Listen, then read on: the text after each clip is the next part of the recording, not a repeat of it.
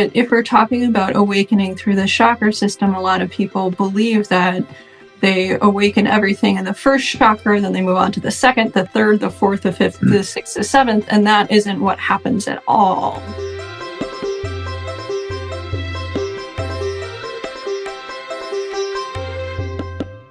Welcome to Buddha at the Gas Pump. My name is Rick Archer. Buddha at the Gas Pump is an ongoing series of interviews or conversations with spiritually awakening people. We've just redesigned the website for the first time in 15 years. Major redesign. So check it out, batgap.com, and let us know if you have any problems or find any bugs that we need to fix, because there have been some. Let me just add, it costs a lot of money to redesign a website, and the way we finance Batgap is through voluntary donations. Everything is free, nothing is behind a paywall, including the audio podcast, but we depend upon the support of appreciative listeners and viewers. So if you feel like supporting it in any amount, there are PayPal buttons on every page of the website, and especially let us know if those don't work, but I think they do. Okay, my guest today is Mary Mueller-Schutan. She's a spiritual teacher, a healer, and an author. And she's written at least 6 or 7 books: The Spiritual Awakening Guide, Managing Psychic Abilities, Shadow Work for the Soul, The Body Deva, Working with Kundalini, the Shamanic Workbook Series, and the Complete Chord Course. I have read like 2/3 of her Shadow Work book and 1/3 of her Kundalini book, and I wish I had more time, because I felt I was learning a lot of things that I hadn't really thought about or known before, and I really intend to finish at least the Kundalini book after this interview is done. Okay, so Mary combines her extensive education with her personal meditative practices and direct revelation of the spirit world. She's been serving her community as a spiritual healer and teacher since 2004.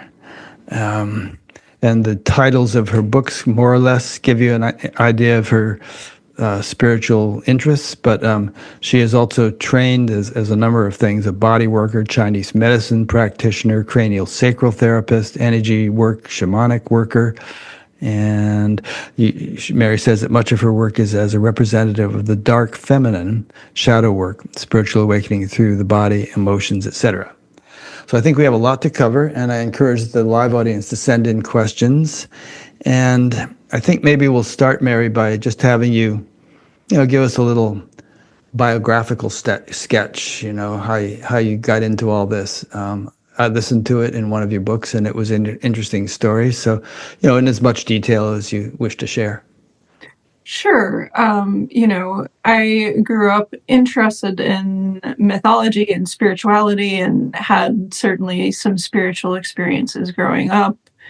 Those accelerated as a teenager, strange dreams, that sort of thing. I've always been a creative person, and so a lot of my spiritual energy at an early age was put towards things like writing and painting and, creativity and that sort of thing. After I graduated from college, I had what's known as a Kundalini awakening, and this rapidly shifted my path. I went through about a decade-long period of education. You listed out, a lot of my educational path, so I went through an immense amount of education, meditative practices, and pretty much for that decade was pretty, I would say, overtaken by the sort of energies unfolding within me. Eventually what happened was that I started a practice first in energy work and craniosacral therapy, and then eventually as an acupuncturist. And as I started seeing people, I started going more in depth into wanting to kind of understand what this was all about, particularly Kundalini awakening, but just kind of spiritual awakening in general. And also, I've always been a very sensitive person, and so a lot of the things in my life I've kind of felt like I've had to do sort of backwards. For example, one of my most popular books is called Managing Psychic Abilities, and that's because growing up I could always find books that were for people that wanted to become psychic. There weren't any books or materials out there, at least at the time, for people who are kind of drowning in their sensitivities. And through kind of my Kundalini awakening, at first I kind of found, some of the more surface level stuff. And then I found Gopi Krishna's, sort of stuff, which was an experience, the intensity of it was similar to mine, but in other ways, culture, time, all that sort of stuff were a bit different. And so a lot of my work has really been to create these sort of maps of spiritual awakening, of consciousness, um, and to really offer tools for people to not only understand their experiences, especially in the modern world, but to know what to do about them. So that's really been the largest focus of my path.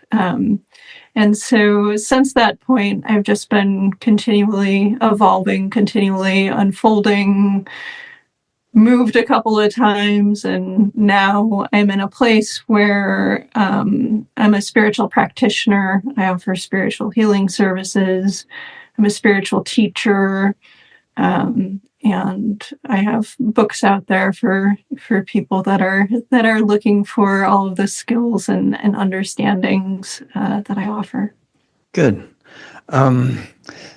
Did your Kundalini awakening take you by surprise, or had you been doing some kind of spiritual practice which precipitated it?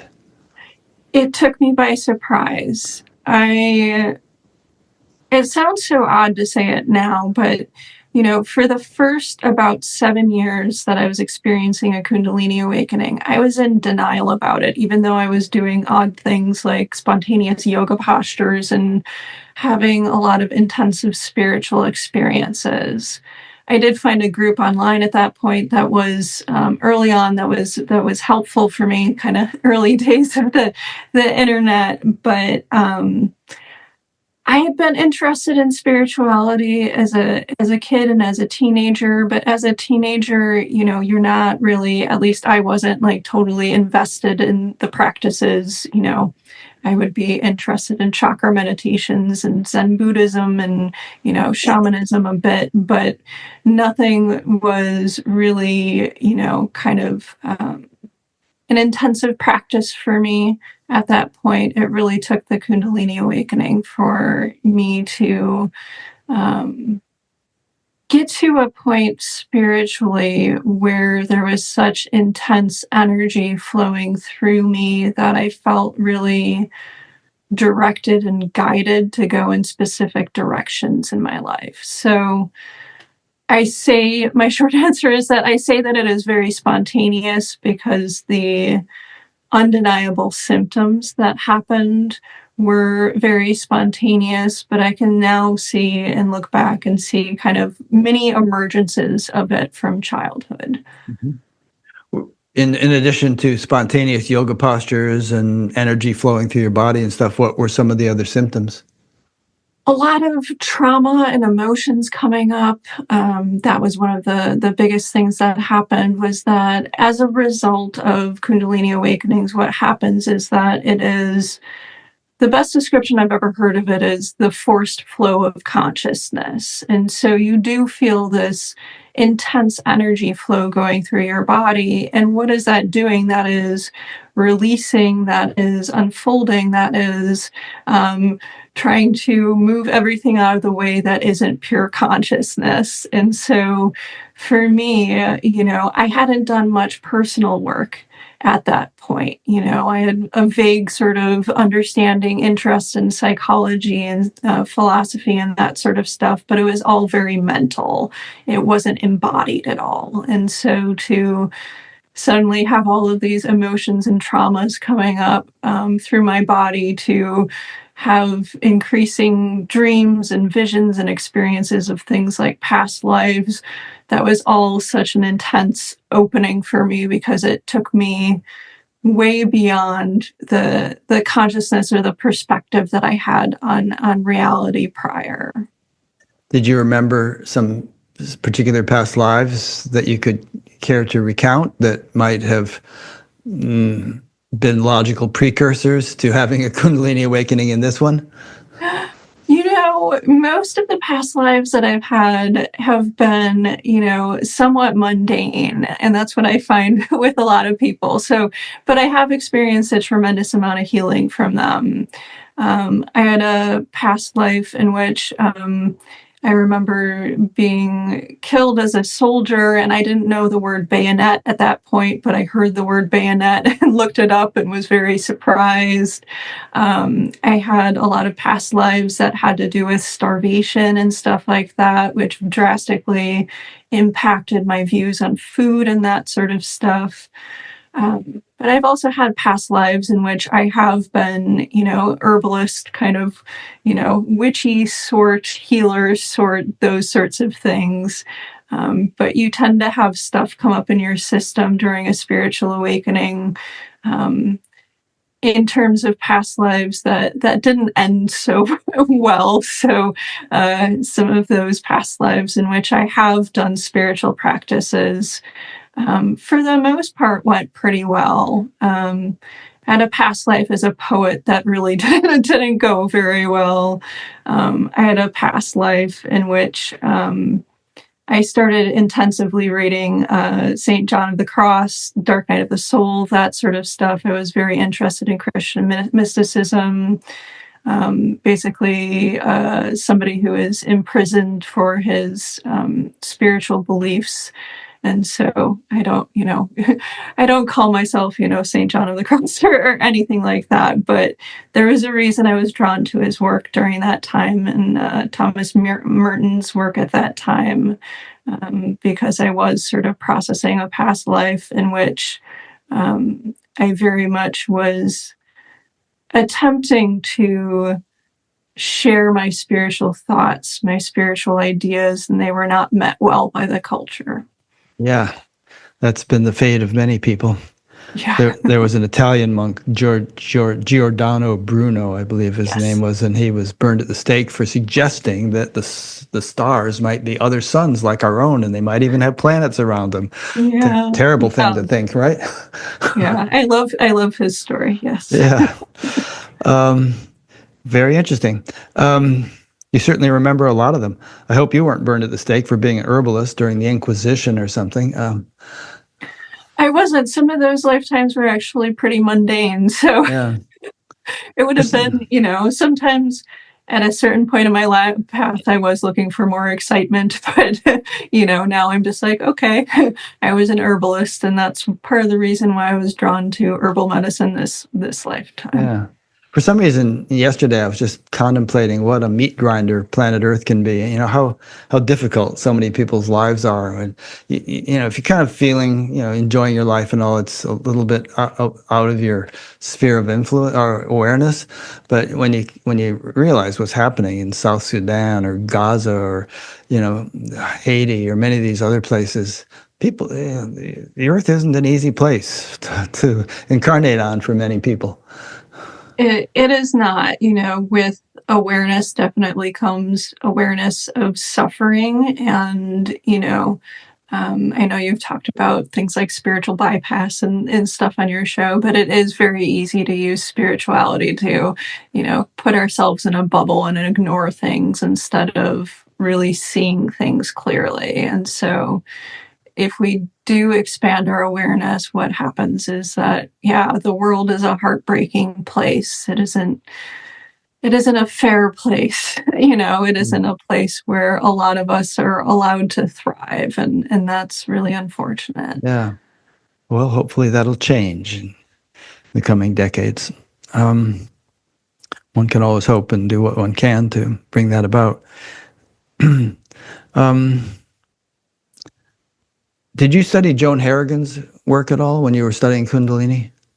I did not. No, there were definitely certain people who resonated with me more than others, and I would say that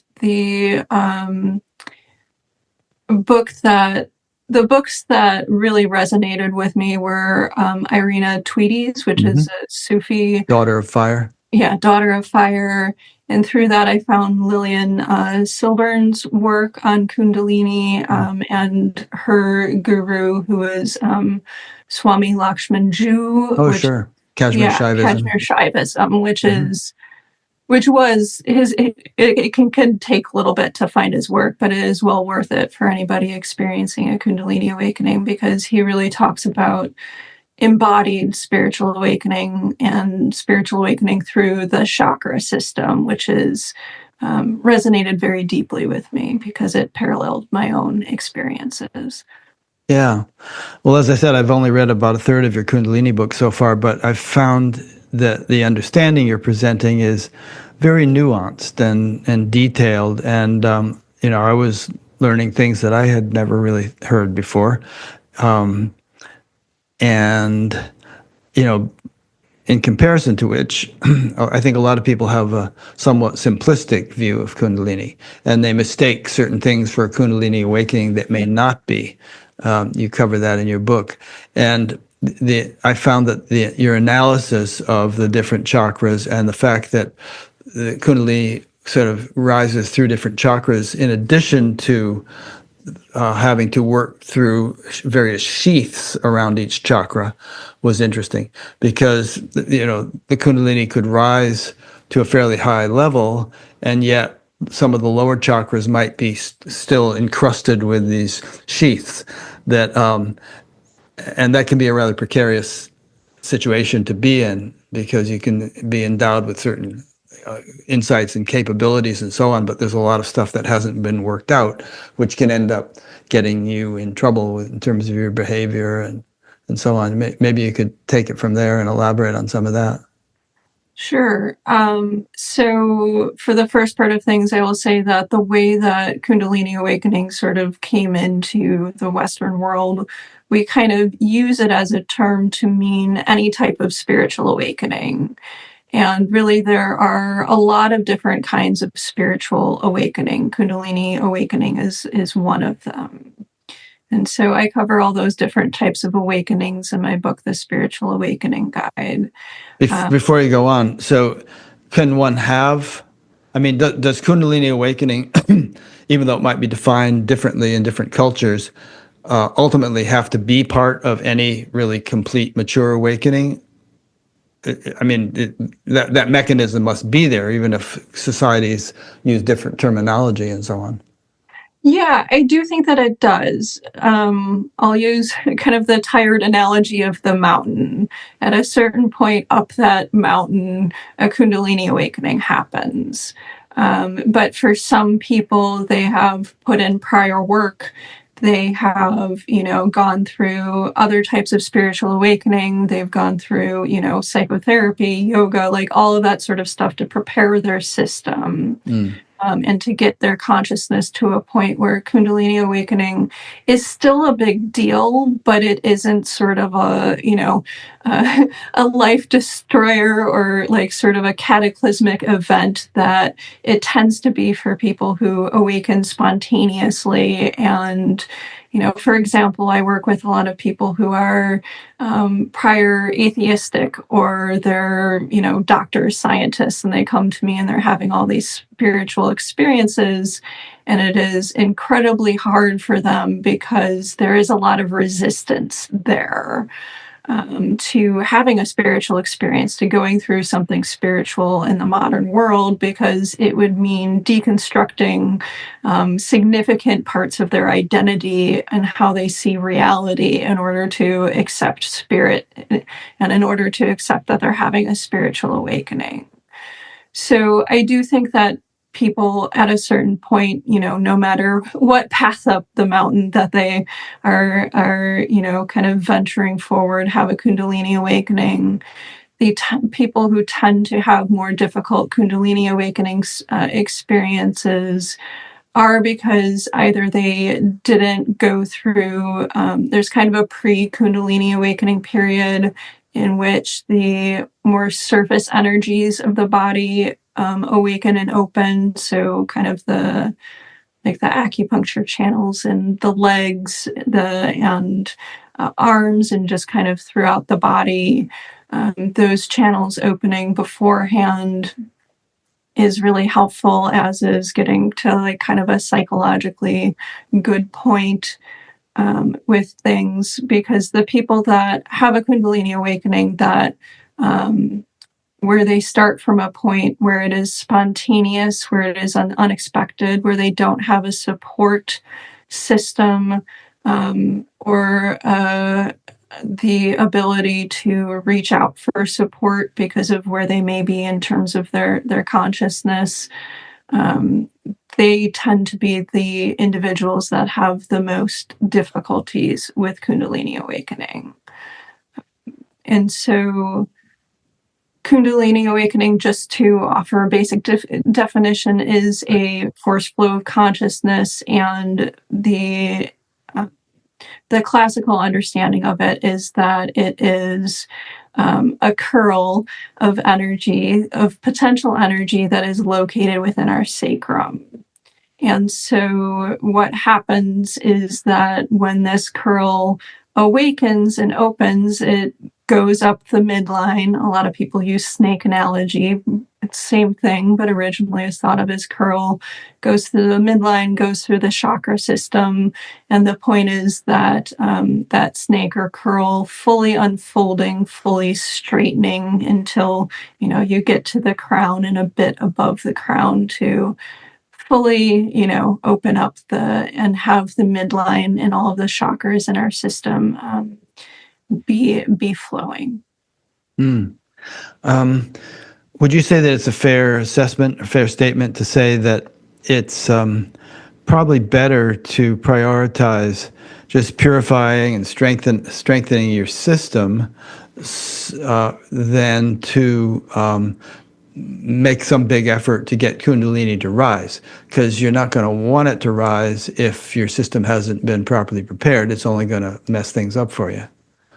Yeah, the problem in talking about any of this sort of stuff is that somebody can go to 500 yoga classes or be a yoga teacher and never have their Kundalini awaken. And somebody can go to one yoga class and have their Kundalini awaken.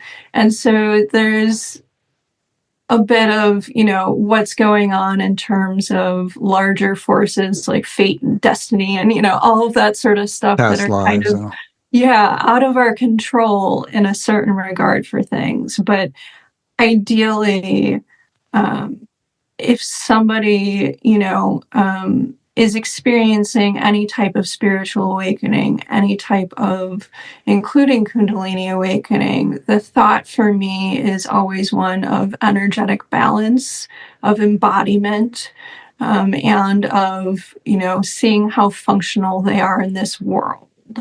Because if you kind of take care of all of those things, the rest will kind of sort itself out. Yeah. I mean, I've been involved in this stuff since the 60s, and I've seen many examples of people who literally became psychotic or, got into, were, hospitalized and went through all kinds of crazy stuff because they were doing intense spiritual practice, and it got to be more than they could handle. There wasn't the proper balance of integration and stabilization with, the fire they were stoking. Yeah, we live in a very catharsis-based culture. And so what tends to happen to people, even if they're having intensive spiritual experiences, is that they do more and they do more and they do more. And that tends to just deplete the system, because there needs to be time to integrate things. There needs to be time for the for everything that's been flowing out of the system to come to a new state of homeostasis in the body. And so there are people that very much can go into almost an addictive sort of mentality when chasing catharsis, when they want their Kundalini to rise even more, when they want to do, more intensive meditation, more intensive spirituality. And that is a good way to get, I see the results of that weekly, and the result of that are people who are very depleted, for one thing. That's kind of Yeah. a major factor. Yeah. Well, I'm glad I'm aware of you now, because we often do get contacted by people who feel they've had a Kundalini awakening and they can't function. They're living in their parents' basement. They can't hold down a job. They're having all kinds of physiological symptoms, and it's not always obvious who I should refer them to. So you'll definitely be one of our referees, or whatever you would call it.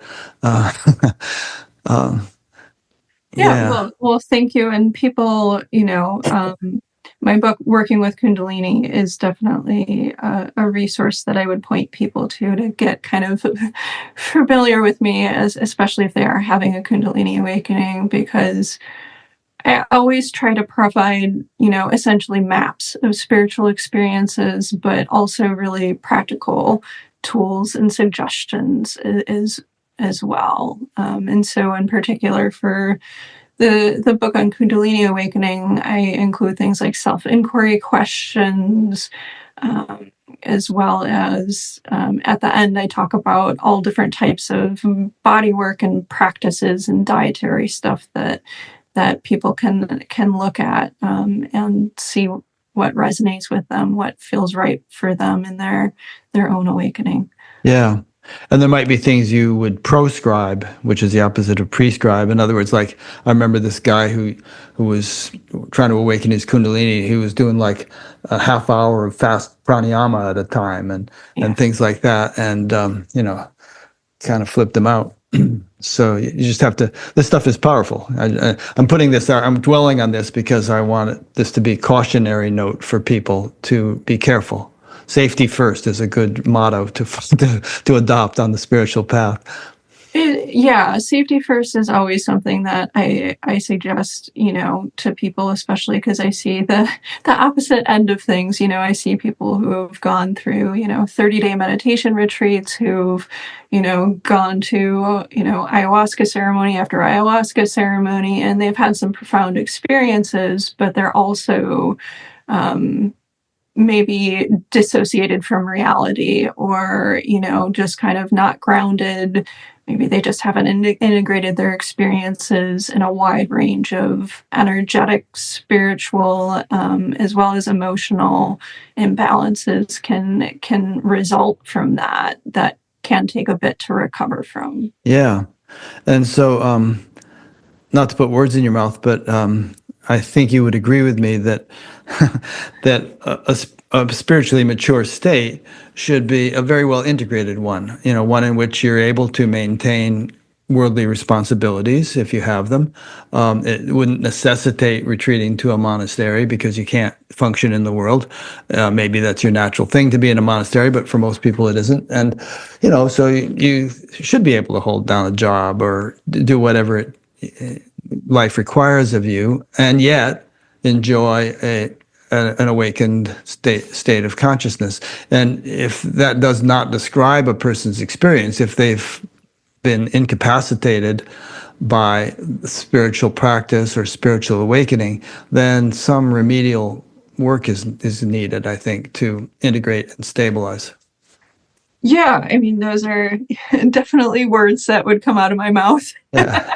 um, And so, what I would say is that, yes, there are some people that are called to go into a monastery or be a hermit and, all of that sort of stuff. But for those of us living in the world, there is an opportunity to have an embodied awakening, in which our awakening makes us more essentially spiritually adult, more functional, more emotionally stable, more emotionally resilient, more open and accepting of others, ultimately, I find that spiritual awakening leads to states of connection and states of union, which obviously I'm not the first person to say such things, but I'm saying this because one of the opportunities that we have when we are living in the world is to essentially do shadow work. And one of the biggest things is to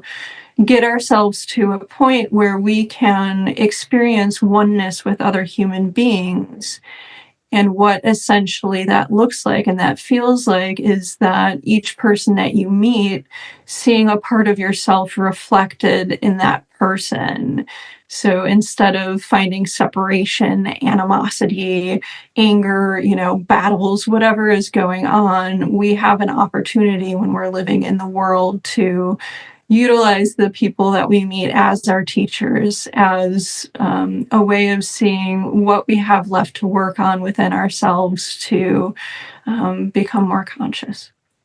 Interesting. So by that, are you implying that, let's say there's somebody who is notoriously evil, some serial killer or something, that you can actually, as a spiritual exercise, see something of yourself in that person and learn something as a result, without condoning serial killing?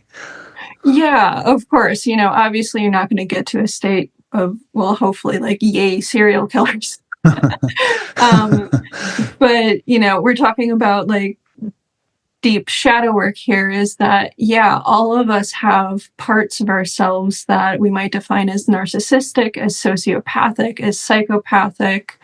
Getting to some really deep stuff. I once watched a documentary with a woman who interviewed serial killers for a living, and her takeaway is that all of us have the capacity to kill. It's just that some of us do. And so if we're going to that deep place within ourselves, which takes a lot of work and a lot of awareness, a lot of people wish to remain in the light and not sort of integrate or kind of go into the dark aspects of themselves. But we all have these really dark aspects of ourselves. And what happens when we integrate them is a paradox, is that we find our light if we are willing to accept even the darkest aspects of ourselves, the parts of ourselves that still cling to hate, to ignorance, to all of that sort of stuff. And I get it's so hard to look at that sort of stuff, but if we're willing to look at that sort of stuff, we really can do tremendous healing work within ourselves. And it really does awaken us in a grounded, embodied way that is, really, really lovely. Mm. I remember somebody wrote a book called The Dark Side of the Light Workers. I forget who that was, but I remember the book. I think I might have read it. Yeah, so there's a couple of themes going on here, which I think are, they overlap or they're related. Now, we've been talking about Kundalini, and now we're getting into the shadow work stuff a little bit. A lot of times, people whom you would consider to be, capable of glowing in the dark, really like famous spiritual gurus, for instance, who just seem so bright and charismatic, and they radiate Shakti. If you're in their presence, you just feel this wave of influence, radiating. Then it turns out, oh, well, they were sleeping with their students, or, ripping people off financially, or trying to, order a hit on their competing guru, or things like that. And a lot of people have been confused and disillusioned by this kind of phenomenon, which sometimes almost seems like the norm rather than the exception. And I can kind of, in my own simple understanding, I can relate this to both of the things we've been talking about, which is that they might have, what Joan Harrigan calls a deflected rising, where Kundalini has risen to a significant degree, but a lot of stuff hasn't been purified, and yet one is unaware of that. And again, in terms of shadow, they're all kind of, full of their spiritual experience and projecting that onto others, and again, unaware of stuff that ends up tripping them up, ends up causing them to to misbehave. So maybe you can play off what I just said, and provide some insights, because, like, as I said, this does confuse and disillusion a lot of people when this keeps happening over and over again. Yeah, there are a couple of ways that I can reply to that. And the first is, well, I'll tell a story, Okay, which stories are is always that, fun. yeah, when I was in my 20s, I really loved martial arts movies. So I am going somewhere with this. Bruce And Lee and so on. yeah, Bruce Lee and all that sort of stuff. And what you'd see in those movies would always be, not always, but a lot of the times would be these huge, like, muscle bound guys that everybody would be looking at. They would be drawing everybody's attention, nunchucks, like making this big spectacle of themselves. And then you'd see this one small, ordinary dude in the corner. And when everybody looked away, he just decked absolutely everybody in sight. And so this is kind of a trope in martial arts movies. And so my first thought very much has to do with shadow work and the idea of projection. Until we can find our own light, our own inner guru, what we tend to project onto others is not just our bad stuff, it's also our shadows of light. So we tend to project our wounds, our desires onto other people. And one of our most notorious projections is our projection of our own inner guru onto another person. And the type of people that we tend to project onto are an idealized guru. So somebody who is going to be shiny, somebody who is going to be grandiose, perhaps even, narcissistic or even personality disordered, and somebody who is playing a role of demigod, essentially. And so what happens to people is that they will go after, that person again and again and be disappointed and disillusioned because that person ends up being human. They end up not being a god. And from the other aspect of things is that when somebody is willing to take on that power from people, take on that type of light from people in the guru role, what happens is that all of their darkness that is not being tended to is still acting out in the background. And at some point, it's going to whack them over the head with it. And so that's essentially what happens, is that people attempt to have this sort of split in their personality where they're trying to deny their humanity, where they're trying to deny their darkness. And that never works. When we deny our darkness, our emotionality, all of the sort of humanness of ourselves, it's going to come out at some point. And if we have all of this light coming and all of this power that we're accepting from others, it's going to do so in some pretty unfortunate ways. So that's kind of my big statement on things, is that what I look for in spiritual teachers, would be things like somebody who is that, Bruce Lee standing in the corner, who even when he was offered to fight, and plenty of people offered to fight him because he was Bruce Lee, he would just say no. They no longer need to prove themselves. They're human. They can be ordinary. They no longer need to be a demigod. That happens as an end result of spiritual awakening. Before that, it just tends to be a lot of ego games and a lot of wounds sort of passed back and forth between people. So I always tell people that if they're looking for something, looking for a spiritual teacher, to look for humanity, to look for humility, and most of all, to look for stillness. And that is a lot of times not what people are looking for. Mm. Nice. Mariana Kaplan, who's been on Batgap a couple of times and is a friend, wrote a book called Halfway Up the Mountain, The Error of Premature Claims to Awakening, which might also be called Premature Immaculation. And I like that. Yeah. And there's some interesting things. I can throw a few questions at you. One is there's a syndrome, and I've heard you mention this in your book that I was just reading. There's a syndrome in which there's a tendency at every stage of the game, it seems, for a person to either feel that they're finished or feel that they're more enlightened than they actually are. Yeah. And personally, I think it's a nice safety feature to assume that you're less enlightened than you might be, just to kind of like, consider yourself a beginner. It's a lot safer. But anyway, comment on that one, and I have some other questions.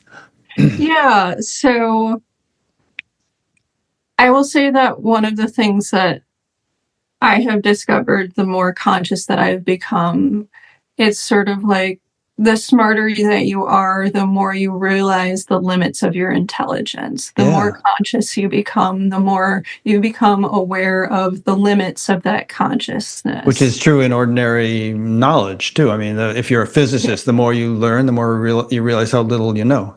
Yeah. And so, and in terms of consciousness, like, you get to a point where it's like, infinity is a large place, maybe I know a corner of it, but, even, I'm not going to know the whole thing. So, interesting. Yeah. I've been studying the Isha Upanishad with Swami Sarvapriyananda, and we just did some verses recently in which the teacher asked the student, "Do you know Brahman?" And he says, "Yes, I know Brahman." And they go into this whole thing where he says, if you think you know Brahman, you don't know Brahman. If you do know Brahman, then you say you don't know Brahman. And it's basically what you're saying here, which is that if you know it, you also realize that there's no end to the extent to which it can be known. Yeah, they're definitely, at the start of spiritual awakening, people tend to have a very human-centric view of spiritual reality. And I find the more that you expand, the more you recognize yourself as just a very small part of a dynamic whole. And so where I am in terms of today is, going into greater and greater recognition of that is of, just the best I can, like allowing forces to move through me rather than feeling like I am the center of things, so to speak. So that's kind of the best way that I can describe it, is that we have such it's one of our root spiritual issues that we so desire control. And so to getting to that point, one of my favorite quotes is by Ramana Maharshi. Like, I'm probably going to butcher it now, but let what comes come, let what goes go, see what remains. And it really is one of those things that has very much led me on my path, because it has pointed to this needing to let go of control again and again, this needing to be, anything more than, kind of the drop in the ocean sort of mentality. So where I think a lot of people do get caught up is in these sort of illusions of control. But going back to your prior sort of question about ego and, ego awakenings and the premature immaculate, I forgot that term you used. Premature immaculation. Yeah. Immaculation. Great term. I'm going to have to write that down. Yeah, I do find that a couple things happen, is that sometimes people will have a spiritual transcendental experience, and because they've had that momentary experience and it's so different from their ordinary reality, they kind of figure, oh, I'm enlightened, I'm done. And so I meet people who, have had these experiences, and then with a bit more experience of life, they might be like, oh yeah, that was just a temporary blip. Now let me do the work to kind of get back to that state as like a permanently abiding state, rather than something that just happened to me for, 30 seconds or 5 minutes. But if we were also to talk about the nature of the ego, I talk about in my shadow work book and some of my other videos and talks and stuff like that, about a loop, which is a tendency, a repeating pattern that humans go through personally and collectively. And one of the most significant ones I talk about is called the superiority inferiority loop. And basically, what that means is that our ego continually tries to assert itself by being superior to others, by being inferior to others, and it's wounding. And so, if we are able to do enough personal healing to move beyond that superiority inferiority sort of game, we will find ourselves in a place where we have a lot more time on our hands, first of all, but also being able to go into a place of real compassion and heart-centeredness, because we're no longer attempting to be in competition with others or to try to get the world to reflect back to us how great, wonderful, special we are. From my perspective, now a lot of that is really based in childhood wounding patterns. And if we're able to heal those, we can recognize that we can just be as we are. We don't need to be even spiritual. We can just be, again, an ordinary human being. We can be messy. We can be imperfect. We can, we don't have to do anything or prove ourselves to anybody anymore. Huh. But We're watching a Dylan documentary, and that brings to mind a line from a Dylan song. If you ain't got nothing, you got nothing to lose. You're invisible now. You got no secrets to conceal.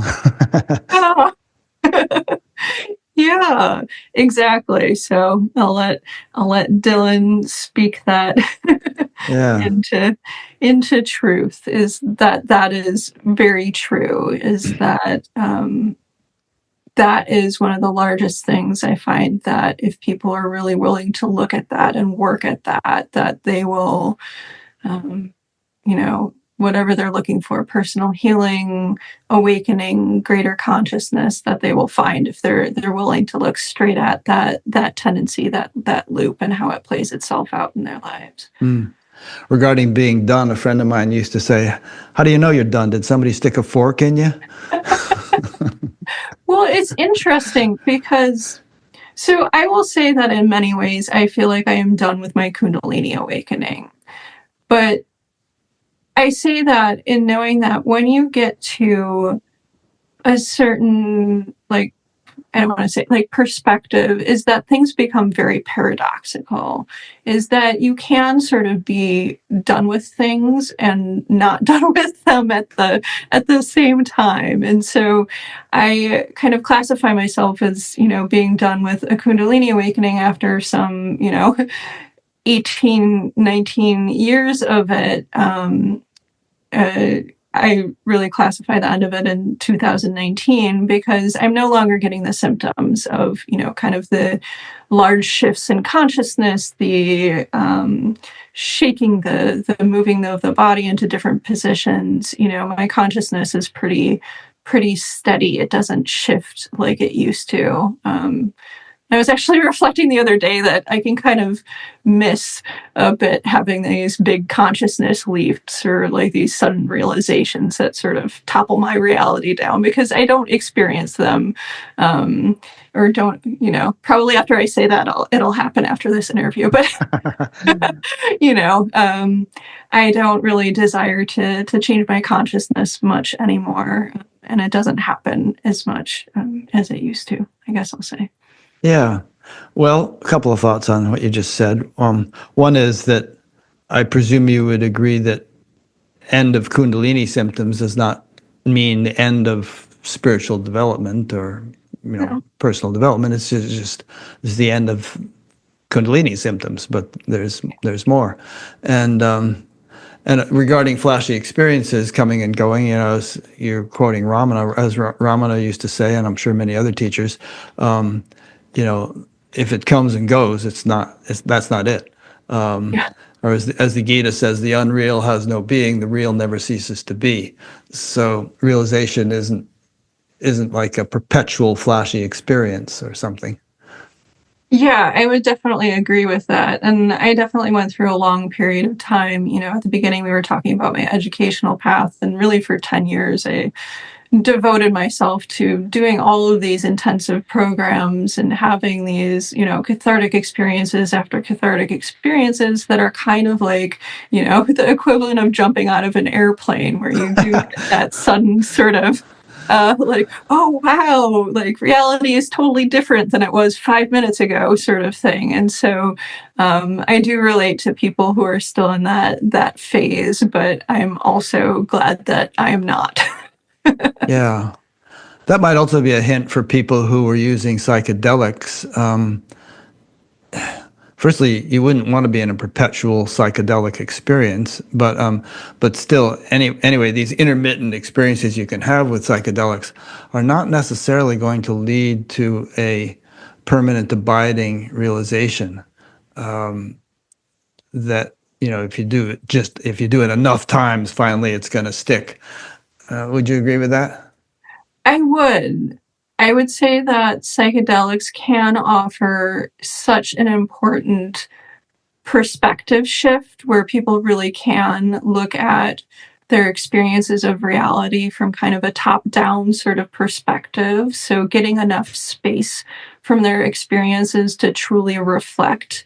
And that space is often so needed in order to, process and heal, especially difficult emotions or really stuck beliefs, stuff like that. The difficulty then comes with the integration of things. So, what is somebody who goes off? I'll just pick on ayahuasca, even though there are plenty of other things we could talk about. If somebody goes off to Peru and does ayahuasca, are they going to come home and then just have things sort of close up again, treat it sort of like a vacation experience? Are they going to experience ego inflation, which is incredibly common, where they now, their ego doesn't integrate because they now believe that because they've had this experience that they are now special, superior, all of those things that their kind of wounds want them to be, and they spend the rest of their time talking about how great they are to other people. There's this quote, I'm totally going to forget who said it. Maybe somebody will remember, but that ego inflation is a sign of poor integration. And I've always loved that quote, even though now I can't remember who said it. And the other thing is that somebody can go from those experiences. And in my first book, The Spiritual Awakening Guide, I kind of liken it to an elevator. If somebody's baseline consciousness is, on the second or third floor, and they go up to the roof or, the 15th floor, wherever they're going, well, now what happens when they sort of come back down is that they need to integrate all of that work. They need to look at floors 2 to 15 to see what is in the way of them being on that 15th floor permanently. And that's a lot to ask of somebody. It's a lot of work. It's a lot of responsibility. And so sometimes people can get really lost in feeling all of these emotions and having all these perspective shifts.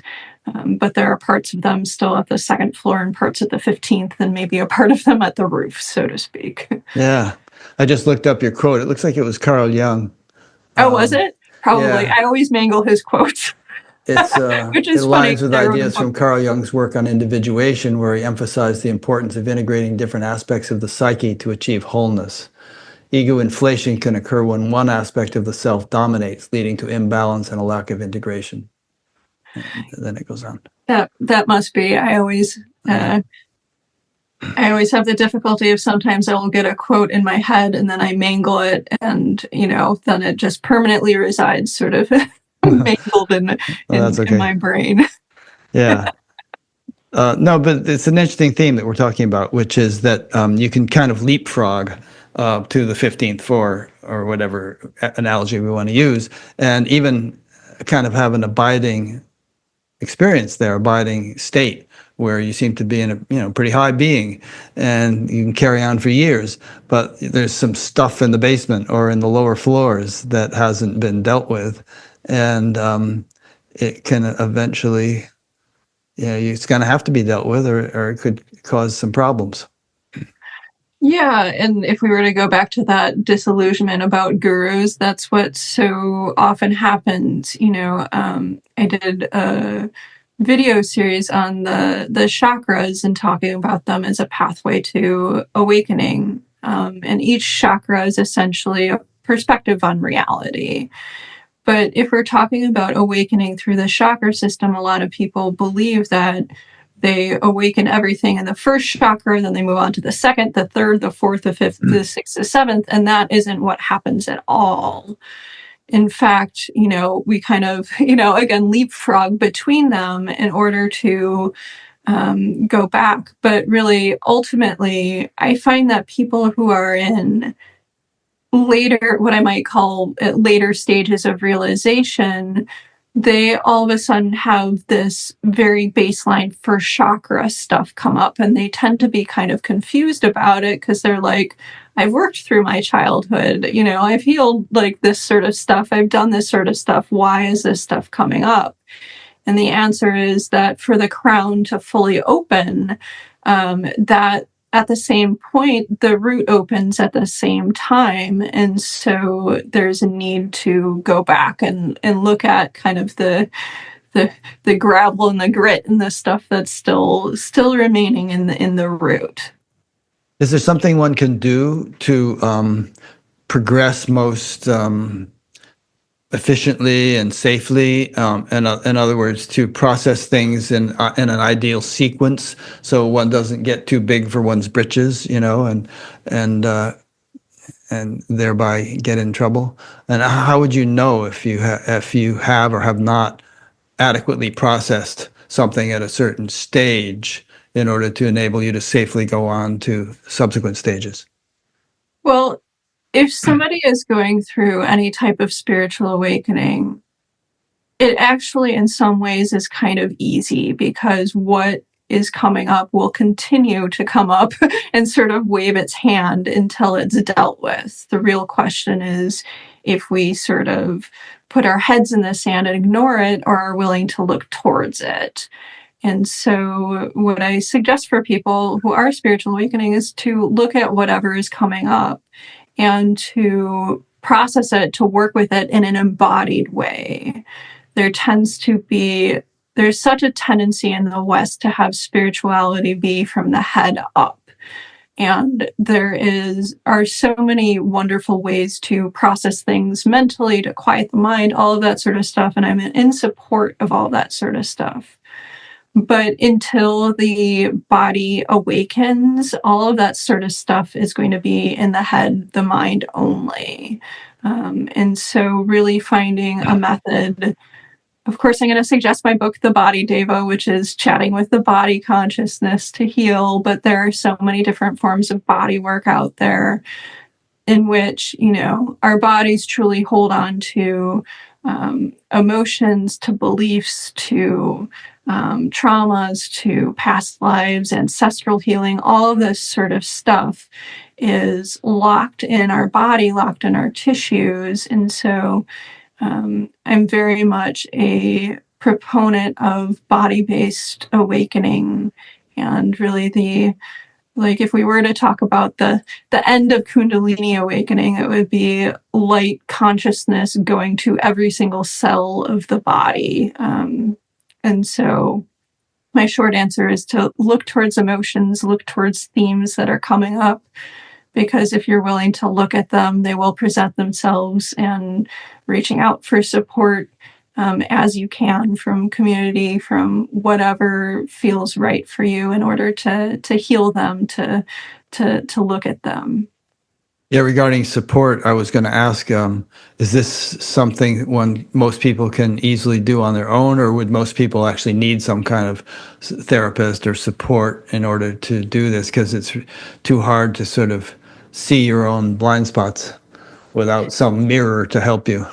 Yeah. So in certain regards, shadow work is that mirror. What we are irritated by or bothered by in other people is often it's a disowned aspect of ourselves. So there's that level of things. But I always relate things in the following way. If we have, for example, a small ball of anger within us, that is likely something that we can heal and look at within ourselves. The more that that ball grows, the more we need another person, a group, a community in order to resolve that energy. And so one of the things that is happening in the modern world is that we are so subsumed by so many untended to emotions because they are so large. There are these really large balls, and because we are such separatist, individuals in the modern world. It's part of the reason why I do offer communal healing services, like sessions and stuff like that. But I do think that people can do a fair amount of work themselves, but sometimes I find that a lot of people that I work with at least have the mentality where they feel like they need to take care of everything themselves because of conditioning of the modern world and often because of early childhood trauma where they needed to be adult far before they should have been. And so those are the exact people that should be reaching out for support. Yeah. My friend Miranda McPherson, who's been on Batgap a couple of times, says that she has, and who's been a spiritual teacher for decades, says that she just routinely, goes to therapy periodically and, goes to some retreat from some other teacher periodically just to kind of, have a checkup like that, from a third party.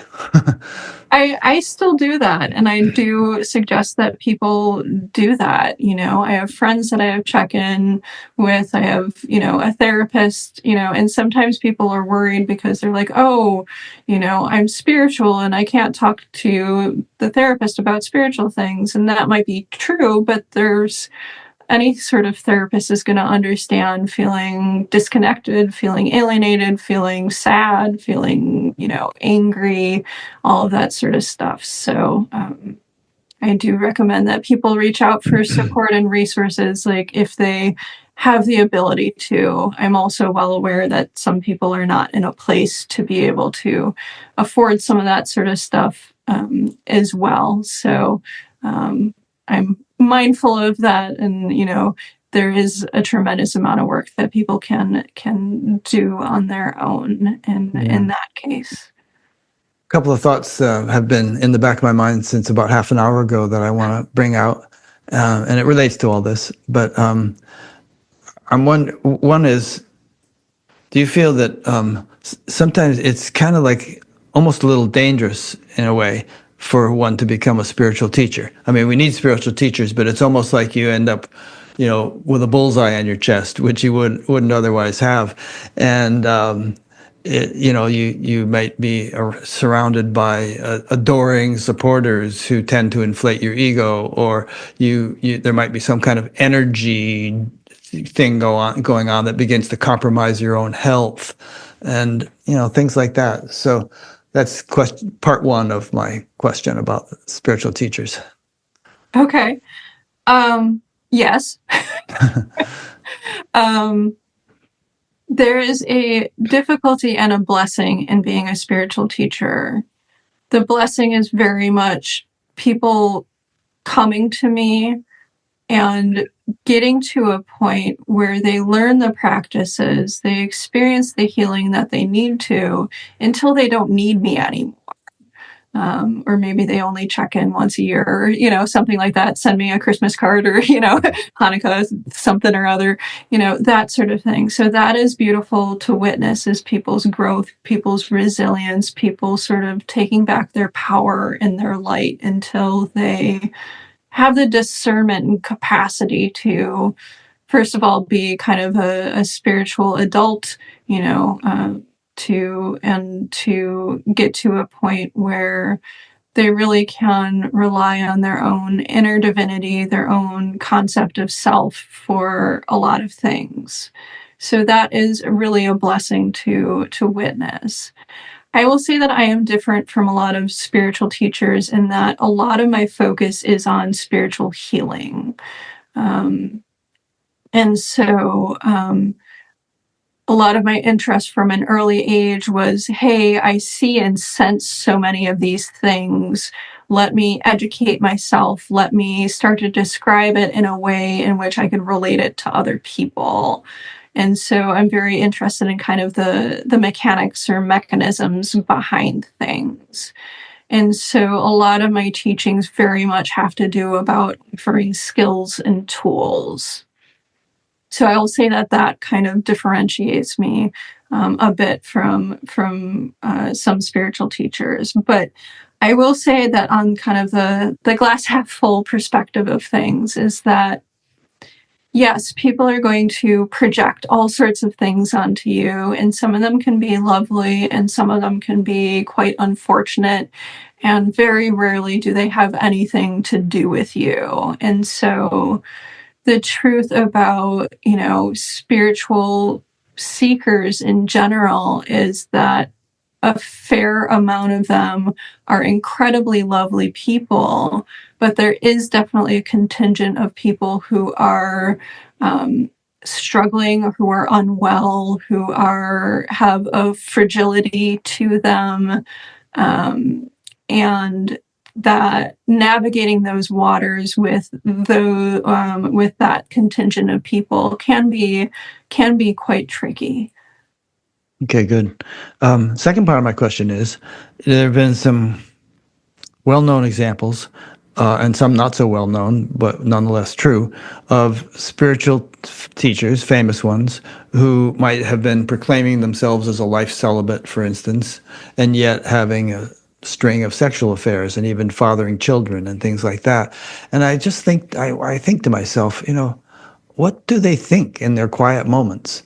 And do they think, what in the hell am I doing? How can I be projecting this facade and protecting this facade and yet carrying on like this in the background? How do they rationalize it? And I guess that's the extent of the question, but and it also creates this, I think, a huge sort of tension, because their whole kingdom could topple down at any moment if the thing is revealed, and which must be rather harrowing on the mentality. But I wonder if there's a sort of a deeper kind of corollary in terms of what is going on with their spiritual development, in terms of shadow stuff, Kundalini stuff, the kinds of things we've been discussing. Yeah. So I will say that at this point, I've read a lot of spiritual biographies, autobiographies, and that sort of stuff. And one of the ones that most interested me, most resonated with me, was Knee of Listening, Adi Das. Felt very true to me. And so you're probably guessing where I'm going with I know this. there's plenty of dirt there. Yeah, and then you get to a point where he's like, okay, women, you need to sleep with me to let go of your attachments. Including the married as if ones. They couldn't in any other way, sort of. Right. And of course, he wasn't being secretive about it. He was out in the open, pretty much. Well, doing all this stuff. Part of that was a bit of the era, but part of it was definitely just his energy, his personality, and so. I'm relating that because somebody can be conscious and they don't necessarily aren't necessarily the best person, that sort of thing. But on a deeper level, if we are talking about energetics, if we are talking about spiritual awakening, where most people are is still struggling with their childhood patterns. With their childhood conditioning, trauma, pain, who they learn to be, all of that sort of stuff. That is where I would say the vast majority of people are, which would be like kind of a first and second chakra sort of awareness or consciousness. As you move past that state, it can be quite easy to go into a state essentially where you are looking down on other people because they still are in a state of essentially spiritual infancy or spiritual toddlerdom or something like that. And so when we go into like further spiritual awakening states, a lot of them are not about healing something within yourself or even releasing conditioning. They're sort of tests of power. And so if you pass the test, so to speak, you gain more awareness, you gain more capacity within yourself. If you fail the test, what is going to happen is that people will sense that separation from you and they will start to project onto you. So you'll start to take power from others instead of building it within yourself, essentially. And so that is what I see kind of from a mechanism level from a lot of people who are intelligent people who do have something of, some level of awareness is that, okay, maybe they've moved past, some karma, maybe they've moved past their childhood stuff, but they certainly did not pass that initiation where they are building their own power, their own light from within. They are taking the power and light from others. You think they can get addicted to doing that? Definitely. It is so much easier to take the light and power of other people than build your own. But there is a stopping point with that because, I'm sure you've interacted with many, many, many more spiritual teachers and people than I have, but I certainly have interacted with many over my past 20 years or so. And what happens to people is that they will have a split essentially happens in them where they have this front that is light, that can be palpable, can be noticeable by other people, but inwardly they still feel empty. They still feel all of that sort of stuff that hasn't been resolved. And so there does become this split.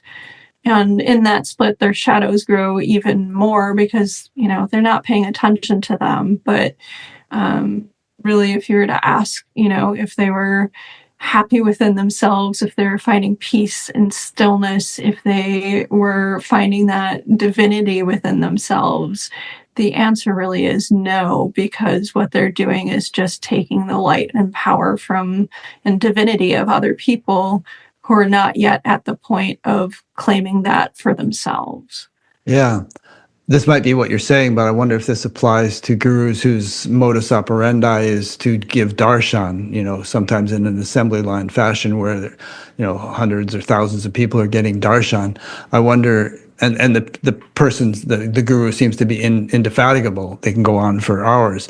I wonder if there's some kind of taking of energy in a process which seems more to be a giving of energy that sustains them. There definitely can be, and we also can go into the complicated thoughts of a field of energy being created. And Right. so all of those people coming together, telling myths and stories about the guru or the teacher. If we were to look at a really dark side of things, like Keith Raniere, there's a reason why he turned himself into a symbol. He called him, I'm going to forget what he called himself, but he essentially, by turning himself into a symbol, he was able to sort of elevate himself to kind of demigod status, creating myths about himself. And so all of these followers of his would within themselves like feed into these myths and create sort of an energy or a field unto themselves. So, it not only has to do with like the reciprocal energy, but it also has to do with the complicated nature of like being in the thrall of somebody, and the complicated nature of how fields of energy are really created and sort of sustained. And a lot of that can be done through somebody's careful cultivation of their story of and stuff that we see all the time using basic like NLP techniques and stuff like that to get people to sink in and sort of believe this story. so the person becomes more of a myth, more of a legend than a human being. Does Interesting. that make sense? Yeah, it does. Keith Raniere, he was that Nexium guy who's He serving was the 120 Nexium years guy. in jail now, and he was having Yeah. women get branded and things like that, strange things. But the fascinating thing about this is, and you wonder, is are they oblivious to their own, you know, delusion, to their own megalomania? It's like, do they realize, well, I'm really getting carried away with myself, or it's more like they just completely buy into their own story and are blinded to the inappropriateness or danger of where they're going with it. I think it is a bit of both. However, we are talking about, in some instances, people who psychologically would probably be evaluated as sociopathic or narcissistic, having those types of personality disorders in which self-reflection for them is going to be difficult, if not impossible. So they are definitely the types that tend to, unfortunately, gravitate towards being gurus, because that means that they can have power over people. And they're also the type of people that, unfortunately, a lot of us are sort of drawn to, because, that gives off a certain amount of charisma. Those sorts of traits tend to. So for those people, it would require some self-reflection on their part, which ironically they don't tend to have. But for a lot of people, in my line of work, I've had people come to me who have become very, very sick as spiritual teachers or spiritual healers, and they don't understand why. And it is unfortunate, because they are engaged on a spiritual level with taking power or giving power in a way that is not kosher. It is a way that is not okay to do. And the end result can be somebody getting incredibly out of balance and having to really face themselves through that imbalance. And it typically doesn't come about emotionally. It's typically only when it manifests physically that they're willing to tend to it and look at it. Yeah. Wow. I'm glad we're having this conversation. It's cautionary, I think, for would-be teachers and also students looking for teachers. And it's good to be discriminating. And of course, a lot of people end up getting burned by spiritual teachers, and in some cases disillusioned with the whole scene. They just figure everybody's a fraud, and that's unfortunate. But I think it's incumbent upon anybody who wants to tread the spiritual path to just be wise as serpents, gentle as doves, as Jesus put it. You just have to be discerning and discriminating, and don't throw the baby out with the bathwater and assume that everybody is corrupt. But be careful. And if you're a teacher, be even more careful. There's my favorite quote from Padmasambhava, not that I know any other quotes from him, is, although my awareness is as vast as the sky, my attention to karma is as fine as a grain of barley flour. Yeah, I love that. Yeah, that is so true. I will say both things, that, it is interesting to talk about these things, and there's a reason why there are so many documentaries out these days, because we kind of feed on that energy. But there's also the throwing the baby out with the bathwater. I also have, cautions about kind of the anti-guru movement. There's a lot of unhealed stuff that can happen there as well. And so I will say that there are a lot of wonderful spiritual teachers out there, a lot of wonderful mentors out there for people.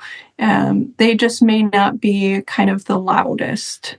Good point. Good point. Yeah, you're not so loud. I hadn't heard of you very much at all, but I'm glad to hear that you have a lively practice of interacting with people, because I'm sure you're having a good effect on people. And incidentally, along the lines of this whole conversation, about 7 years ago, a couple of friends and I, including Jack O'Keefe, whom you may be aware of, started an organization called the Association for Spiritual Integrity, because we had run into so much of this stuff. And it's grown to nearly 800 members and over 50 member organizations. And we've given presentations at Harvard Divinity School and the Parliament of World Religions. And it's, it's rolling along. It's doing well. The people are well aware of the need for something like that and the importance of integrity on the spiritual path.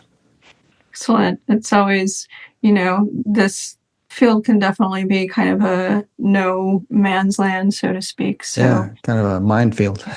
Yeah, exactly. So keep in mind that if there's some things in some of your other books which I haven't read that you want to talk about, steer me in that direction, and we can talk about them.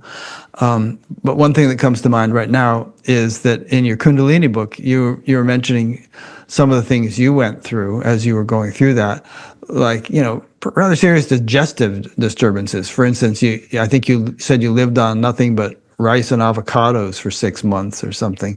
And this might be worth mentioning because other people might be going through strange physiological symptoms like that and not getting satisfactory answers from doctors. And not that we shouldn't go to the doctors and just assume it's Kundalini, but it might be Kundalini. And maybe it's good to know of some of the potential complications that one can go through health-wise or while going through a Kundalini awakening. Well, I will share that my awareness of energy is that we are a continuum, and our physical body is just simply the densest energy that we have. So the best way that people can heal is to look at all levels and layers of themselves, physically, emotionally, spiritually. So I will give that caveat before I start. But I certainly had a tremendous amount of physical difficulties during my Kundalini awakening experience. It's not like I didn't have emotional stuff come up, but I was, had such a good support system for that in place that it wasn't, the physical symptoms were really predominant for me because that was the sort of body or aspect of myself that was most out of balance. And so I did go through a period and still occasionally go through periods where I don't eat very much or where my diet needs to shift. And I'm definitely willing to listen to my body these days instead of listening to the conditioning that tells me, this is what I need to eat and what I need to eat and, that sort of stuff. So that conditioning is very much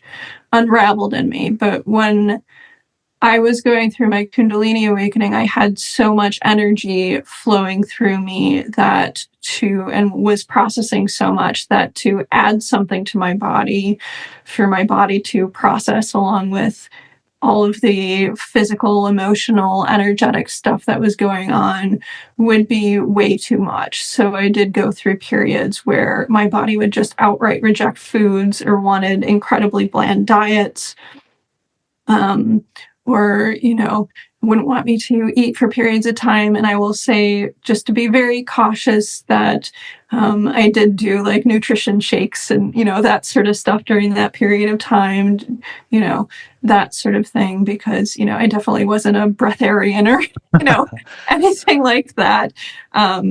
But, I definitely went through periods where my body definitely was clearing and purging, much like, people experience during ayahuasca ceremonies where I would be throwing up and, all that sort of stuff. In one case, in 2008, I experienced, and, sorry for the description, but I experienced my body continually going through the process of throwing up to the extent that I had a near-death experience and was hospitalized and checked out against medical advice and that sort of stuff. But I had kind of a classic near-death experience where I was, passed out on the floor of the bathroom ER underneath the hairdresser and, underneath the hairdryer and looking down at myself. And at that time, there was this commercial in the US that was for some animal rescue that Sarah McLachlan, who's a very soft lilting singer, would sing over and make you feel really sad for all these puppies. And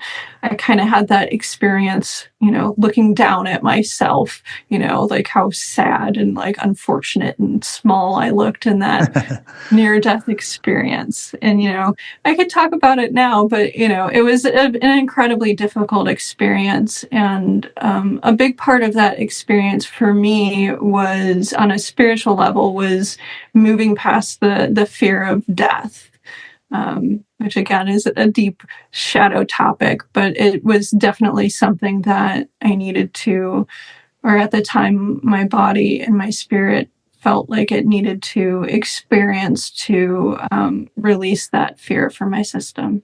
Mm. I know some questions have come in from listeners. I'm waiting for Irene to come back in the room, and she'll send me the questions. So we'll be getting to those if anybody has sent in questions. Okay. So anything from your side that, we should be talking about that I haven't thought to ask you? Yeah, there are a couple of things that I really like to reiterate because my viewpoint can be a bit different than some of the others out there. The first is that I believe that the end point of spiritual awakening is awakening of the physical body. So the spiritual heart, essentially. So I do believe that we go through this experience where we experience energy flow through and up our crown, and have the Bindu chakra point here open, all that sort of stuff. But then we can have an experience, descent of grace, opening up what is known as the spiritual heart. And so I find that in the modern world, people tend to be very focused on the crown opening and going into states of emptiness, when there are states kind of going further into that where there can be emptiness and fullness simultaneously. My best description, or the description I like the most about spiritual awakening and sort of the end result of it, is that it's the end of conflict. And so my experience of things has been the spiritual heart opening and basically being in this experience of deepening stillness, and a place of where could call it a cosmic womb, cosmic pulsation, this sort of beat or rhythm of the universe. And I find that part of the reason I'm sharing this is because a lot of people focus on the head and, emptiness and that sort of stuff. Part of it is because so much of my work and so much of my path has been about embodiment. And I find that really looking to the body and looking at the body and working with the body is necessary. The only way, I don't want to say the only way, the way that I've found myself releasing the physical body is going through the body. And so I think that is an important point, because there's a lot of things I see out there that are more focused on kind of dissociation and calling that sort of enlightenment sort of thing, rather than a state of being more human, more grounded, more simple, more in the body. So if I were to give a, kind of message or thought to everybody, it would be to accept all of your emotions, feel all of your emotions, learn how to skillfully work with them through the body, because that can get you to a point where you can feel basically anything and allow it to flow through you, instead of pretending it doesn't exist, or pretending you're above it, or pretending you're not angry, or, or aren't afraid, or any of that sort of stuff. So kind of my mini diatribe that sort of encapsulates my work. But my work is very embodied, and it's very much about accepting even the darkest aspects of yourself, because that is really what leads to awareness and sort of, a place of love, a place of compassion for yourself and for others in the world. You said endpoint, that you reach the heart and it's the endpoint. Do you really mean endpoint, or is it like a nice way station, but there is yet another horizon or higher possibility after that? I believe that as of today, that the spiritual heart and its opening is the end point. However, there is a question, again, like we talked about dipping your toes in that end point versus being, kind of at the bottom of the ocean of that end point and completely being present there. Yeah. And so that, I assume, will take me the rest of my life, is to continue to fall into this stillness and sort of cosmic womb sort of state, that spiritual heart sort of state. But if there are states after it, that is wonderful, but I have, seen and experienced this state, and it really feels like a return. It really feels like I have worked a fair amount with death and a bit with birth, and there are these huge gateways for us. And so just as when we were born, we were in the womb of our mothers and felt her heartbeat, there is a return to that in a sort of cosmic way. And so if there are states after that, I look forward to discovering them. But right now I'm enjoying deepening the sort of stillness, deepening this sense of really being held by this abiding energy that surrounds me. Nice. Saint Teresa of Avila said that it appears that God himself is on the journey. So I keep that in mind. If God is on the journey, then everybody's on the journey. Yes. Yeah. Yeah. Okay. So that was one thing that you wanted to bring up that I hadn't asked you about. Was there another thing?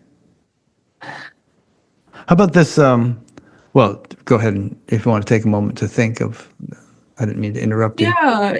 In terms of Shadow Work for the Soul is my latest book. I have a total of 9 books out there. Most of them are related to spiritual awakening or consciousness in some way. Some of them are related to learning energetic skills and tools and that sort of stuff. So, but my latest Shadow Work for the Soul is really about embracing our darkness and seeing it as a form of beauty. Without our darkness, we're half a person, we're half a being. And so we have such a tendency to want to be in our light and want to be light. And, it's really by digging in our darkness that we can find that light. One of my favorite symbols is this primordial symbol of existence is the yin yang symbol. And so it's light on one half, dark on the other, but they have, there's a circle of darkness in the light part, a circle of darkness in the light part. I might have transposed those a little bit, but it's certain of light and light in the dark part, but yes, vice versa. Exactly. Yeah. And so I really love that symbol because, it really shows us, first of all, the paradoxes of the spiritual path that need to be felt and experienced and known rather than, mentally realized. But it also has very much shown me that my path has been very much sitting with my darkness, sitting and accepting all aspects of myself, dark and light. It can be just as difficult for us to accept our light as it is our dark, but sitting with all of these aspects of ourselves and really accepting them creates a state of wholeness. It creates a state of, integration that eventually leads to this paradox of experiencing connection with everything, but also individuation at the same point, knowing who you are, being a human being, having a life where you have friends and loved ones and all of that sort of stuff. It just kind of removes the clutter, so to speak. Are you a mother by any chance? I am not, no. Okay, just curious whether you had Yeah. kids and how all this related to raising kids. Um, Uh, my simple answer to that is that my kids are kind of my practice in a bit, but right. You got lots of kids. yeah, I focus so much on my education and my spiritual path, and that is my path for this lifetime. So Okay. Yeah. So regarding what you were just saying, I was kind of trying to relate it to my own experience as you were saying it. And I was just as an example, I find myself reflecting on things I have said or done, in my life to people that I'm not happy about, or that were harmful and all. And, kind of processing that, dwelling on it, not obsessively, but just sort of, wondering if there's kind of probing into whether there's still some dregs of those tendencies within me that need attention. And so is that a good example of what you were just saying? it is, yeah.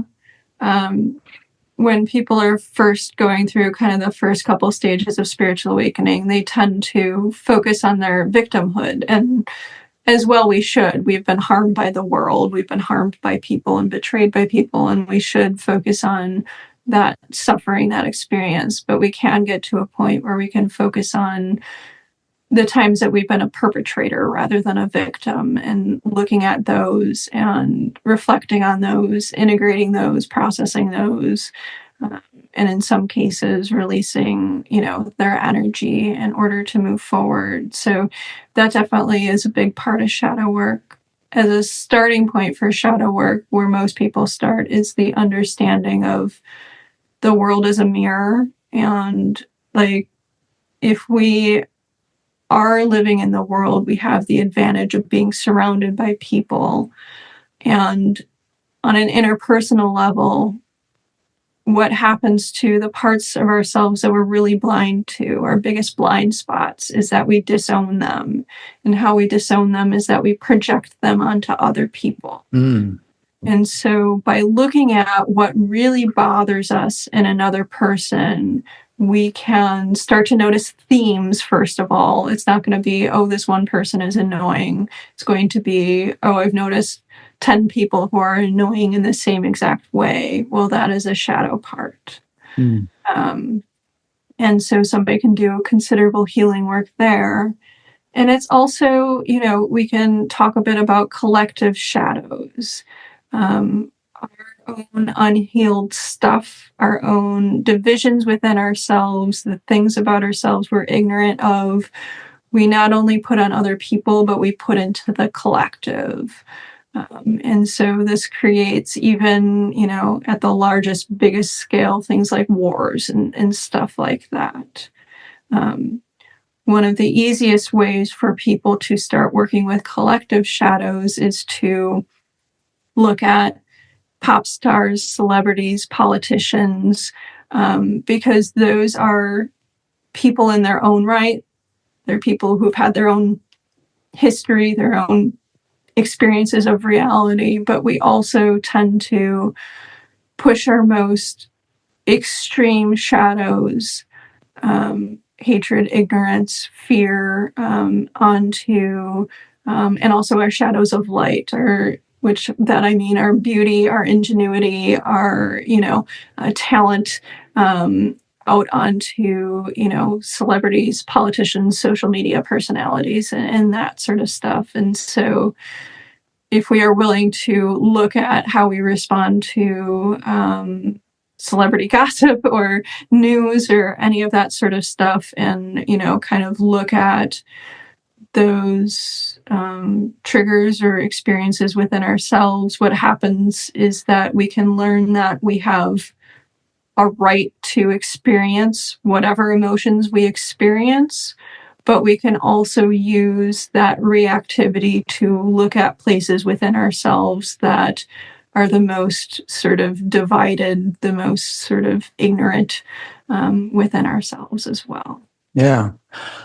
Well, this prompts me to ask you if you have any insights as to, the big picture, what's going on in the world, and where we're, what might be happening in collective consciousness and where this might lead in the coming years and decades. And, a lot of people in spiritual circles talk about some kind of new age or enlightened age or, something or other coming along, but there might be a period of darkness before we get to it, just as on an individual level, there could be a lot of darkness and purging and difficulties you have to go through before you get to a better place.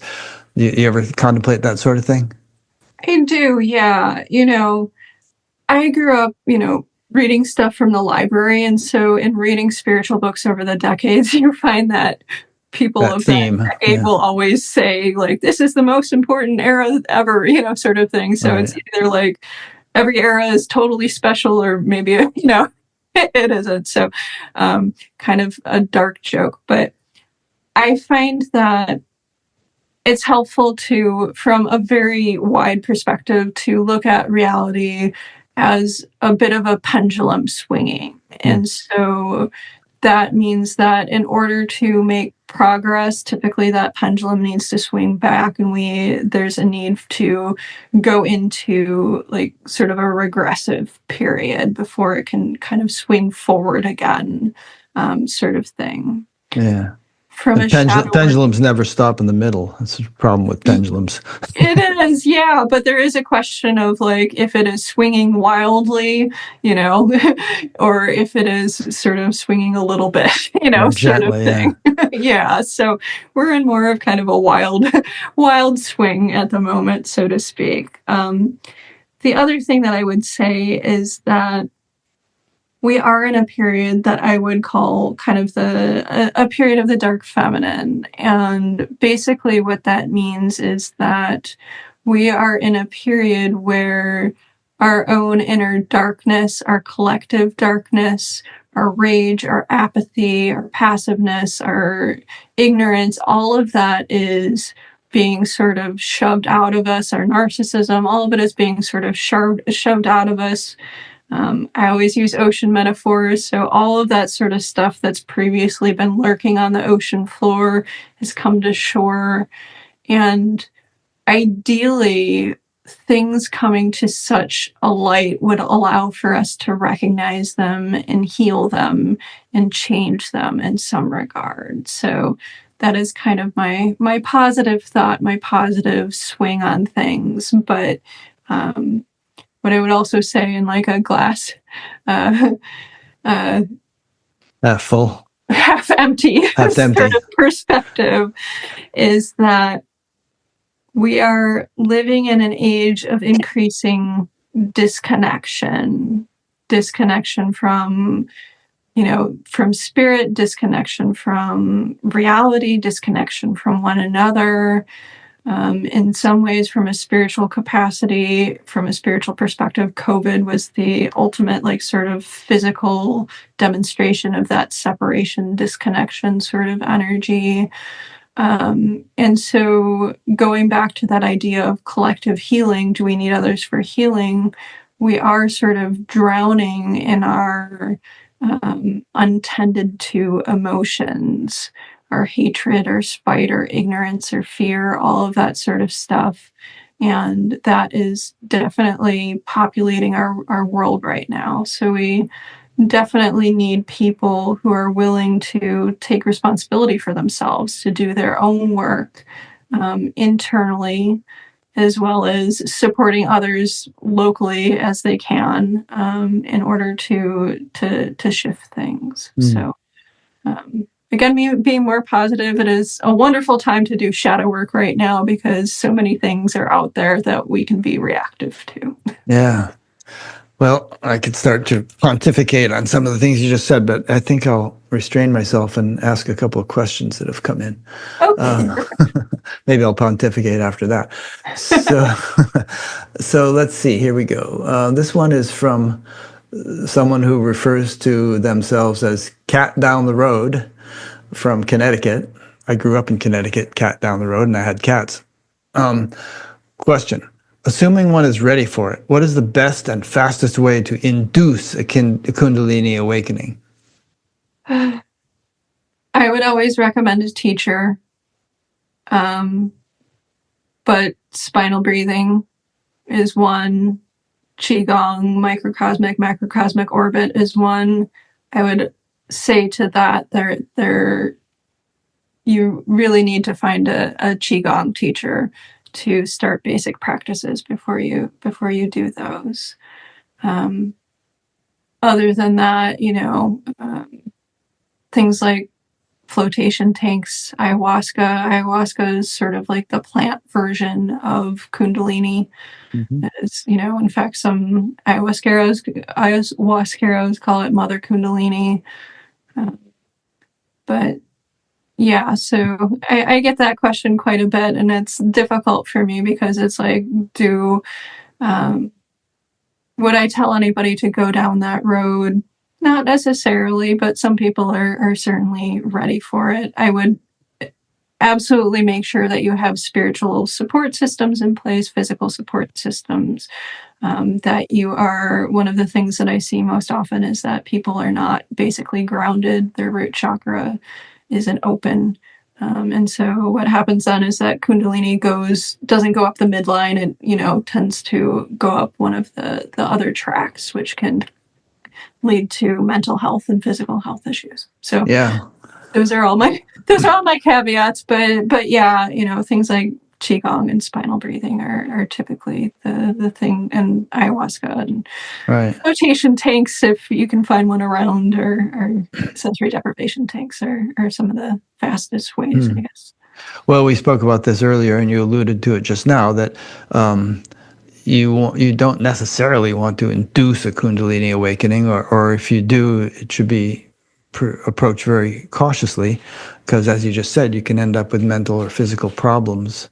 And Yeah. so I guess here's one way of questioning you is, what qualifications would you want to see in a person who wants to induce a Kundalini awakening? What would you consider to be prerequisite developments in a person before they should even pursue such a thing? Physical, emotional, spiritual health. So having a physical exercise routine in place, ideally in nature, so hikes, walking, that sort of stuff. Yoga with a good teacher, when we exercise, we tend to not get energy flowing through the joints, so not get our joints going into their range of motion. So energy tends to be stuck. So in order to open up the energy channels of our bodies, we really need to do things like yoga or Tai Chi or stuff like that are more active, opening movements. Emotional health is a big one. Israel Regardie, who is a well-known occultist, he always joked that, people coming to spiritual practices ideally would have 10 years of therapy behind them, sort of thing. But some way to tend to emotions, having basic emotional intelligence. I go over that in my shadow book, but knowing how to work with your emotions. And having ways spiritually to keep yourself grounded and focused on this world, this reality, rather than getting lost into illusion, delusion, sort of someplace outside the body. Yeah. Okay, so just to reiterate what you said, essentially, if a person is having physical, emotional, or mental problems, then inducing a Kundalini awakening might not be the best strategy at this point. You might want to deal with those things before trying to do that. Yeah, it would exacerbate any imbalance that you have. Right. Okay. And I hate to sound so cautionary, but again, we get contacted by a lot of people who are having problems, and who can't leave the house, or or just can't hold down a job, and so on. So, and I'm not in the position to help them, but we usually refer them to somebody, and so I just want to be cautious, because this.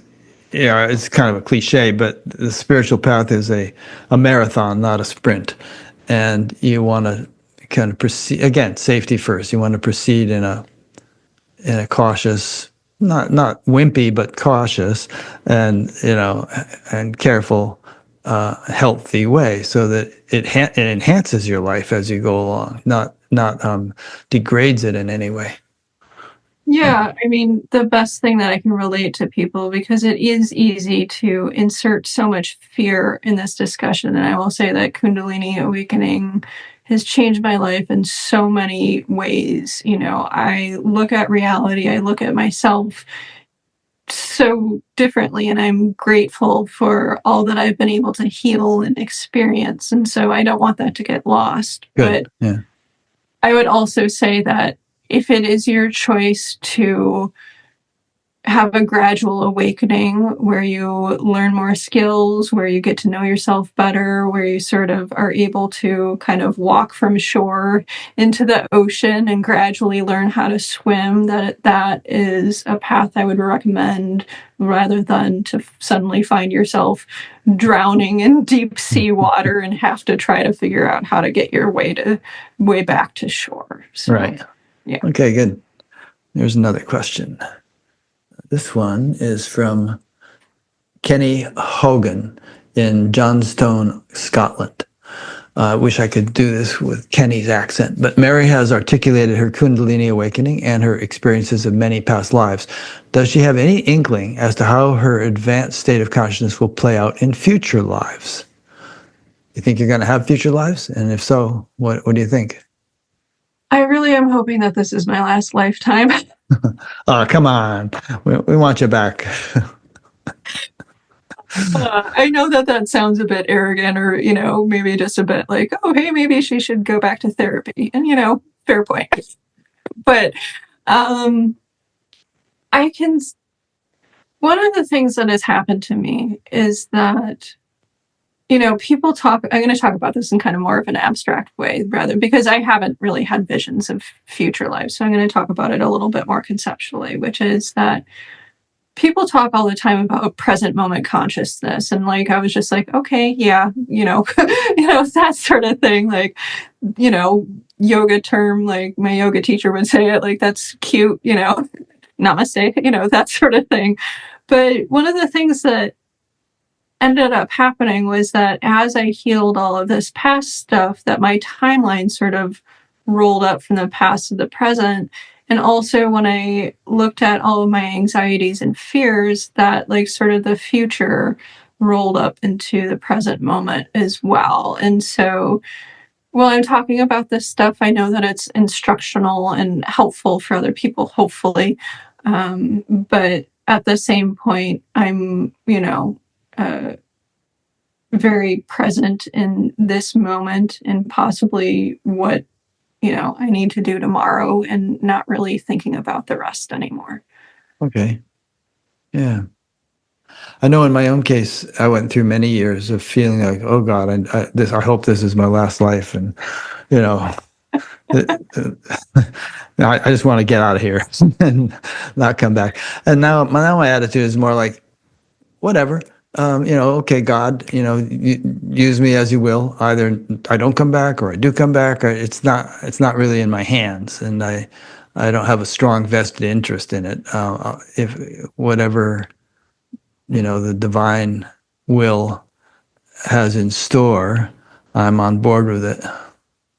I think that that's a wonderful way of looking at it. You know, at one point that sentiment did come from kind of, you know, fatigue for for me, definitely. But now it's just, you know, I haven't experienced myself in the future. I've experienced myself on all different planes of experience.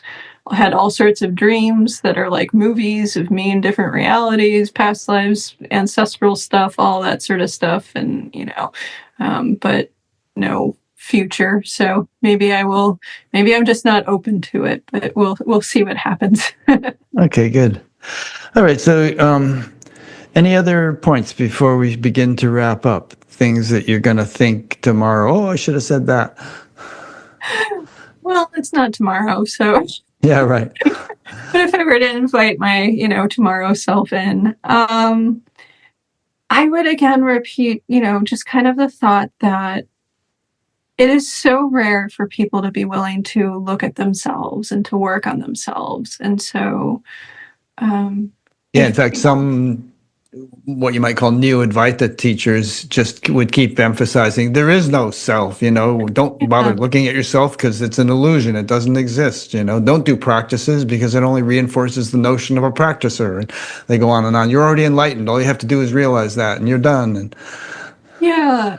And I have a different outlook on that. It was just like, yeah, our natural state is one of enlightenment. But what has happened is that we've armored ourselves, we've closed ourselves down, we've experienced trauma, we've experienced all of this sort of stuff that has conditioning, that has closed off our bodies and our minds to that natural state. And so somebody who is willing to look at themselves and take responsibility for themselves, to truly feel their emotions, that is a valuable way to get to that state of experiencing that baseline, that natural state of being, that I think a lot of people are looking for, but might be looking for in the wrong place at times. Yeah. Okay, good.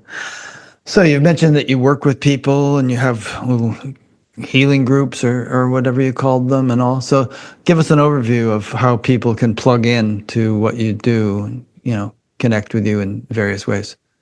Well, you can check out my website, maryshutan.com. On there, you can find the courses. Hang on a second. We got a dog situation here. Okay. Barking at this. There was a little wooden cat statue that was sitting on the air purifier in the hall, and the dog saw it and wasn't used to seeing it there, so he freaked out all of a sudden. He thought there was a cat in the house. Yeah. Well, luckily my cats have not interrupted. They're otherwise occupied. So that is good. Okay, so start again what you were saying about ways of engaging with you. Yeah, so maryshutan.com, Facebook, Instagram. I also do videos on YouTube about varying topics. I have 9 books out. Which I'll link to from your Batgap page. I guess I'll link, if they're on Amazon, I'll link to the Amazon pages of them. Yeah, so they're all on Amazon. If you go to my website, you can find out information about, I offer spiritual guidance groups. Essentially, people going through spiritual awakening, spiritual experiences can join the group and share, ask me questions, whatever they want. I also offer communal healings, and where I pick a topic like anger, and we feel and heal into it communally. As well as other courses. You can check out my page. I do offer healing services. I do not offer individual guidance sessions. I will be very clear about that. My time is taken up by healing. But when you say healing services, how does that work? Do you mean like over Zoom, or you're not even talking to the person, but you're healing them remotely with Reiki or something like that? Yeah, so spiritual healing, a lot of it is based in what might be termed shamanic healing, but it's either done via phone or over Zoom, and people can check out my website to see if that resonates with them. So what kind of things do you take on? I mean, let's say a person has breast cancer or something like that. Would you actually work on them, or what kind of healing are you talking about? It depends on the person. I've certainly worked with people with cancer who want to make peace with their death or want to heal emotionally. And so a lot of my healing work is based off of my book, The Body Deva, which is a form of self-inquiry and going into the body to look at and resolve any conflicts, beliefs, energies that are out of balance within the system. And so I do work with a lot of people who are experiencing spiritual awakening, but the focus is always what is creating an imbalance in your system. And so all of my work, I mean, you can find out more on my website, or check out my book, The Body Deva, to kind of get the scoop on that. But I also bring in what may be called, shamanic elements. I bring in my energy, my presence, knowledge, spirits and energies that I work with, all that sort of good stuff into the sessions. So you're not saying that you might heal somebody of cancer, but that you would help them to heal the fear and, Exactly. Yeah. Yeah. I do not claim to heal any of that sort of stuff. I've been, I am very cautious about that. If somebody comes to me and they want to do healing work and they say they have cancer for they say they have cancer, for example, that's a great example. My focus with them might be looking at the energetic dynamics behind it, but I'm certainly not going to promise anybody that I heal or cure anything. Yeah. Cancer that is something within themselves and has to also do with larger forces at work as well. So when you're dealing with somebody like that, interacting with somebody, do you base your what you do on what they say to you and the feelings you get as you're talking to them, or do you actually kind of psychically tune in to what's happening in their body? Like I know some people who claim to be able to see the organs in somebody's body and that kind of thing. What I would call it is a form of attuned empathy. And so generally I feel in my own body what they are feeling in theirs. And so I draw attention to it. But I always make sure that people in their sessions have agency. Like I always ask people if stuff resonates with them, because people today feel so powerless that part of the work is them learning how to tap into their innate sense of self, their own sense of knowing and feeling, rather than me being somebody who is telling them what their reality should be or what their beliefs should be or, what their healing should look like. So it definitely is a very collaborative process. Good. Well, that sounds good. Okay. So that gives everybody a good picture. And, I think we've just scratched the surface. If a person really wanted to start reading your books and all that, and as I mentioned, I want to continue doing, at least with your Kundalini book, there's a lot more that we can learn from you. But, I hope this has been a good introduction, both for you and for the listeners. And I really enjoyed having this conversation with you. Yeah, me too. Thank you for having me on. You're welcome.